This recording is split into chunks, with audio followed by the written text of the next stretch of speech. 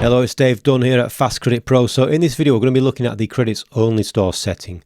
So if we look at our shop here, and you can see we've got a few products available and the user's got a credit balance. And if we look at this product that's for 20 credits, this is just a WooCommerce product that's been enabled as a credit product, credit purchase.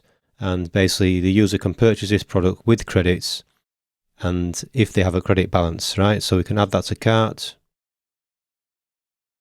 And then we can view the cart. And then we can go proceed to checkout. Right, so that's quite straightforward. Now, if the user doesn't have credit, there's going to be a slight difference. So if we go visit the shop again, and the action is going to be the same if the user doesn't have credit or if the user's logged out, so the first time visitor to the site. If we just open this in a private window. Right, so now you can see because there's no credits, the user's essentially logged out, they don't have any credits, right? The listing is now in a currency amount. So the options here are buy credit or add to cart, and if they add it to cart, it's going to be added to cart as normal, right? You view the cart, and obviously we go to checkout and we just purchase that as a normal product. Or we can go back to that product, hit the buy credits button, and buy credits. However, you may want to restrict that usage that they can only purchase those products with credits. So if we enable credits only store and save those changes, and we now visit the site as a non-logged in user, and we go back to the shop listing,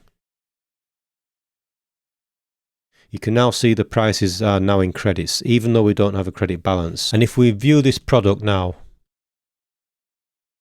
we can see the option here is only to buy credits. So we can't actually add this to the cart because we have 0 credits. So depending on how you set the various settings here, credit only store, and then the settings here for the shop page buttons, which will affect the shop page display of the buttons here. So you can have various states between these depending on what you want to display on this shop front and the individual shop listings. And again, if I just quickly recap here, so credit only store is enabled, the price is only available in credits, and you can only buy that with credits. If you don't have enough credits, then you have to basically buy credits. It's going to revert the button to be a buy credit button. And then if we disable credits only store, just refresh this listing. The user doesn't have any credits, so it could be a logged out user or a user with 0 credits. You can either buy credits, it's going to display the buy credit button, or you can add it to cart as a currency based version of the product, right? And then you check out with the currency version. So depending again how you want to configure things, you may want to enable the dual pricing, which I'll cover in a separate video.